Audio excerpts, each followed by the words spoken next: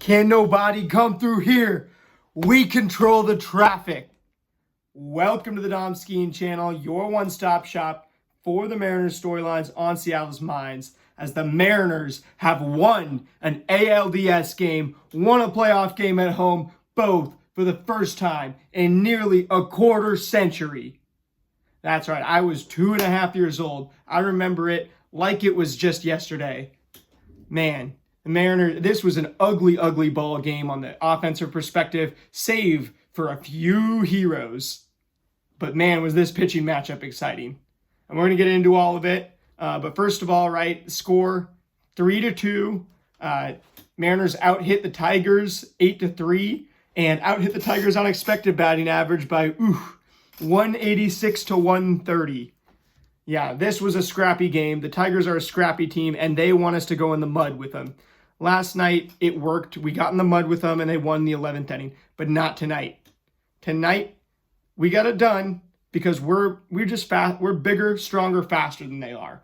We are the better team. We're by far the physically imposing team. Off the bus, you look at these two lineups, right?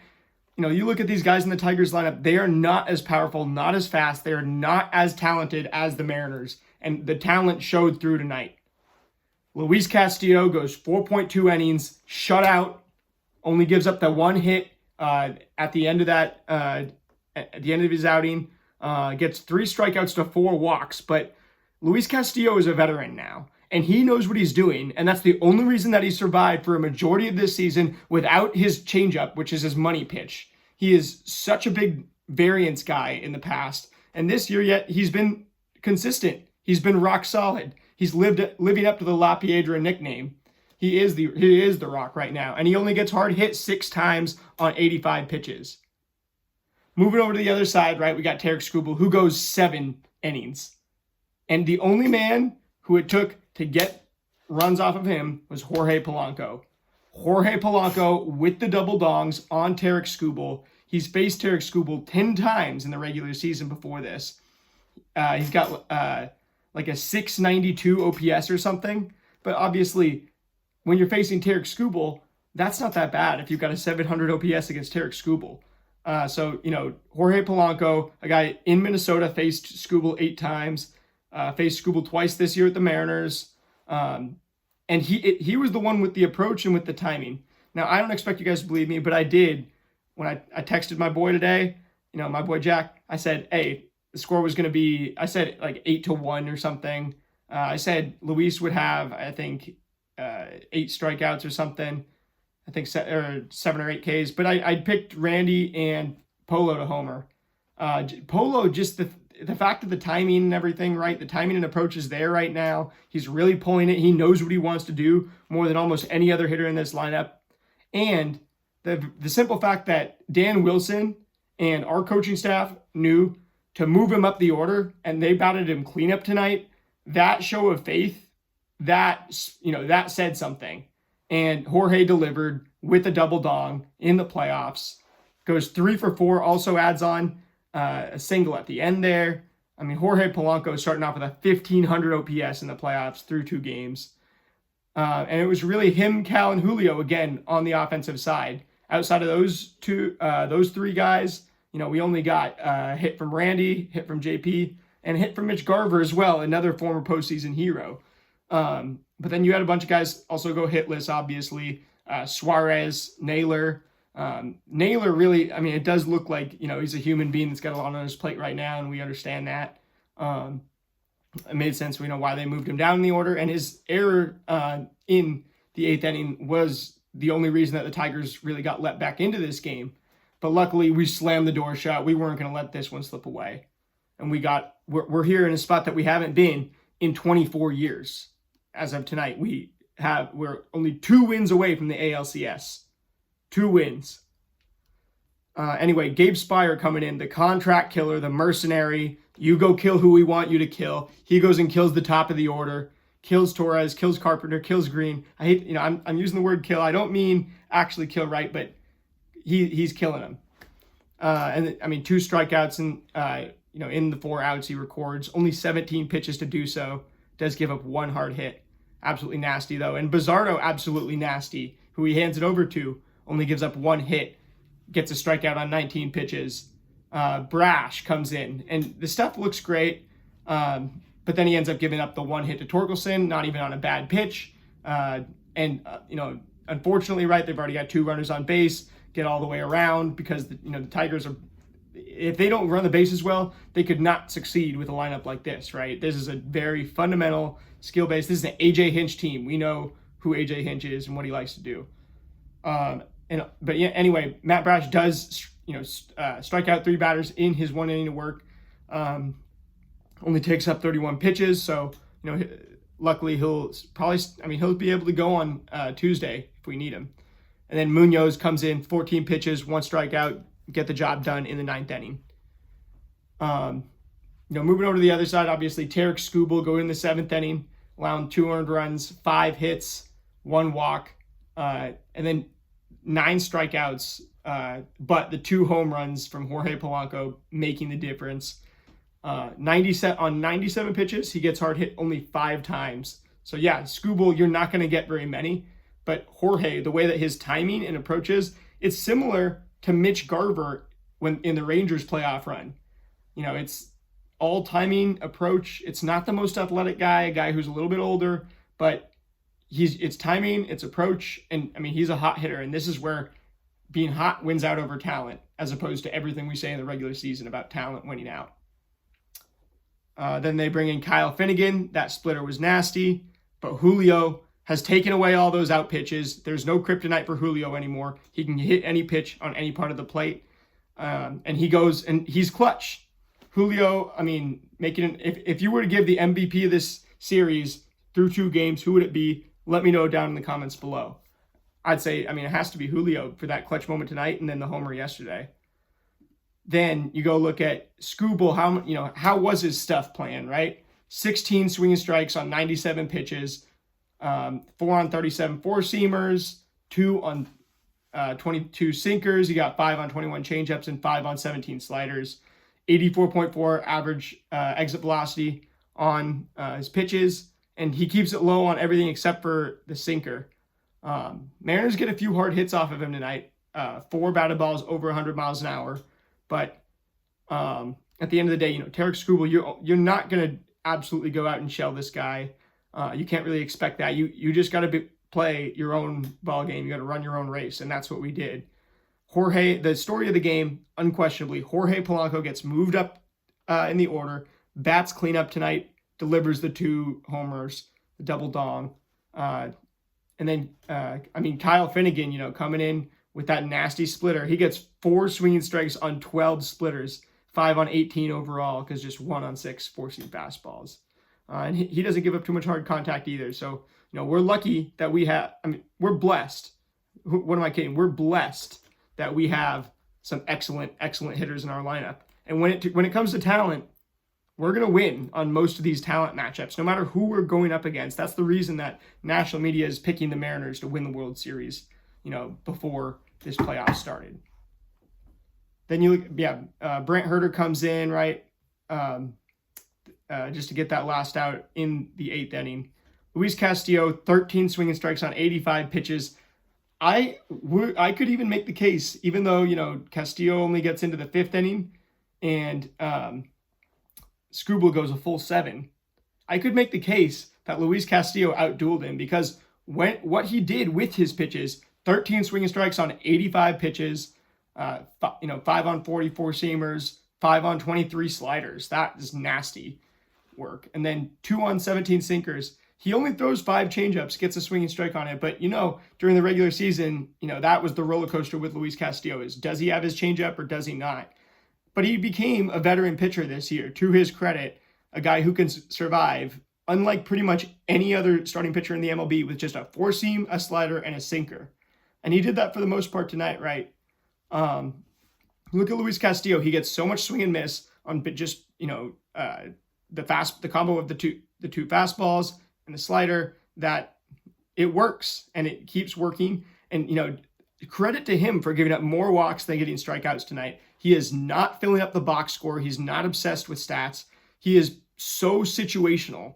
And that's why, he's one of the few pitchers where you might be able to look at like a win-loss record and be like, you know what? he has actually won us a lot of games just by keeping things close and being situational. And when you actually watch the games, and you look at how he's playing situationally and pitching situationally, it's a lot more impressive than when you just look at the overall stats. Although the overall stats are extremely impressive, considering the fact that he doesn't have his changeup and he's a 3-pitch pitcher. Great to see from Luis. He could be, at this rate, he's going to be pitching in the ALCS and beyond as a starter. Spire comes in, contract killer, 3 swinging strikes on 17 pitches, 2 on 8 four-seam fastballs. Just disgusting. Does give up 98.1 mile an hour batted ball, but then none on 5 sliders. Then he gets 1 on 4 sinkers. So again, right, a guy who has a 4-seam sinker slider, you expect to be more like Gabe Spire, a reliever, a specialist reliever in a way. But Luis Castillo is one of the only pitchers I've ever seen that's able to have that in pitch mix and go out and start with it and have success. Bizzardo, 3 swinging strikes on 19 pitches for him, 64.9 mile an hour average exit velocity on a couple batted balls there. Great to see, including 3 swinging strikes on 7 sliders for Bizzardo, really setting up that slider tonight. Brash, 5 swinging strikes on 31 pitches, all coming on his 24 sliders, so 5 on 24 there. None on 4 changeups, none on 3 sinkers. Keeps the average exit velocity at 82.9. Absolutely good to see. And he wouldn't have given up any runs if it weren't for Naylor's error, obviously. It was also a good pitch to Torkelson, but it was just a good swing by him to fight it off into the opposite field. Then you go to Munoz, 5 swinging strikes on 14 pitches, just mowing them down with the slider. He did 21 sliders on 25 pitches last night. Now it's 12 sliders on 14 pitches tonight. Munoz, like I said last night, he is like Sway Lee back in the day right now, the way that he is power slidered.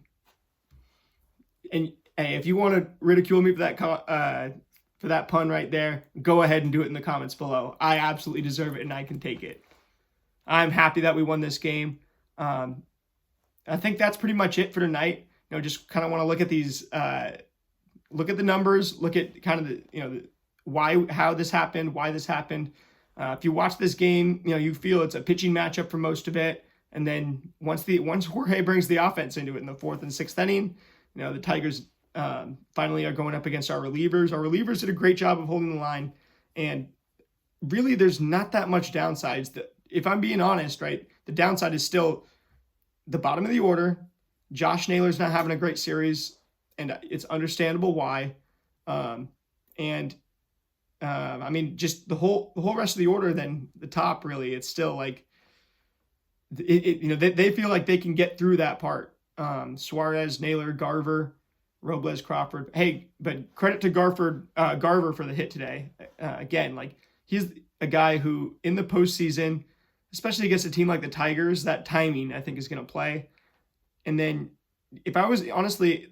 I can't stop thinking about with this lineup, going back to how I was talking about things back in game 81, game 90, talking about Ben Williamson every day and what he does for this lineup as a pest. I would really like to see Ben Williamson get in this series at third base and as the pest he is in the lineup, because the Tigers, they've been able to get so much length out of their pitching and keep those they kept the pitch count low for Melton yesterday. Then Skubal getting through 7 innings tonight. I think Ben Williamson would do an excellent job of raising that pitch count. I'd like to see a little more pitch count raising from JP, from Victor Robles, if he's going to be in the 8 hole. And if not, then, when Suarez swaps over to first, if Naylor has to go on paternity leave, we'll see Ben Williamson. But other than that, I do just feel like this is a scrappy series. The stars and the talent is playing. But at the end of the day, I still see AJ Hinch, and that Astros, that gamesmanship to him, where it's just like, he might not be cheating now, but if you know the definition of gamesmanship, right, it's not sportsmanship, it's the opposite, right?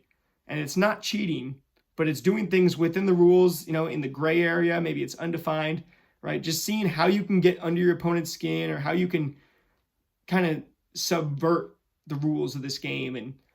And when Kerry Carpenter hits a bomb like that, right? It just feels wrong, right? It's because AJ Hinch is looking at things from such a holistic way.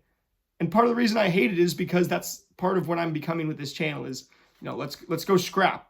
Like, let's just go scrap with these fools, right? Let's look at all the analytics. Let's look at things from an absolutely holistic angle, which I think, they do. But also we got to scrap. And while we beat them on talent every time, we beat them on talent tonight. They scrapped us in game 1. So, game 3, my story of the game is, can we get down in the mud with the Tigers? Can we, you could feel the fact that the Tigers felt like somehow they felt this chip on their shoulder playing on the road here in Seattle. And how turned up Kerry Carpenter got when he silenced our stadium yesterday. Unacceptable. It's like, we can't let them turn up like that. And when they do, right, we have to turn up even harder.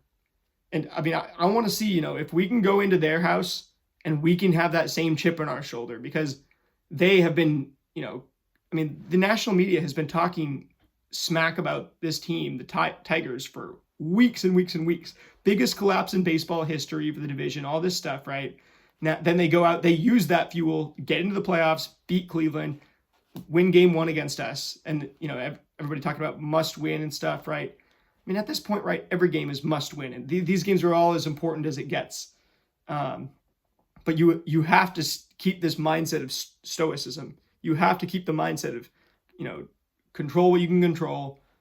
Don't let, yourself be emotional about things you can't control. And, keep going 1-0 every play, 1-0 every pitch. That's why I'm choosing to title this Game 164 instead of postseason Game 2 or whatever, because we've played 162 games that counted. Now these games count a lot more, but it would be wrong to throw away the 162 games of progress that we made to get us here. And it's better to look at this as another day at the office where we got to work equally as hard as we did. We haven't earned anything by our regular season status, and we're playing a wild card team, that has so much juice, such a chip on their shoulder, right? They have that underdog mentality. And, we need to keep that because, we've never won the World Series. We've never been to the World Series. We're the only baseball franchise that's never been to the World Series. Anyway, I could get fired up even more about this, but I'm going to go ahead, go eat myself some dinner. Going to taste like absolute victory. And I will see you guys back here probably tomorrow. I got to get you guys some content tomorrow. I got to get you guys a pregame. I'll cover all the news that I see. Maybe we'll do kind of a live stream, or I'll be reacting to some other people's takes. Let me know in the comments down below what you guys would like to see. If you would rather see option A is like a live stream, where I do a Q&A, answer your guys' questions. Could go live at like 1 p.m. tomorrow or something like that, or maybe even 5 p.m., something like that. Let me know what you think of that.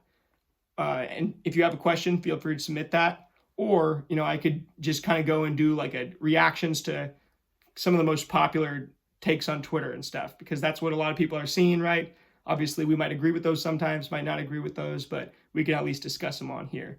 Your one-stop shop for the Mariners storylines on Seattle's minds in the postseason, man. That's what's on our minds right now.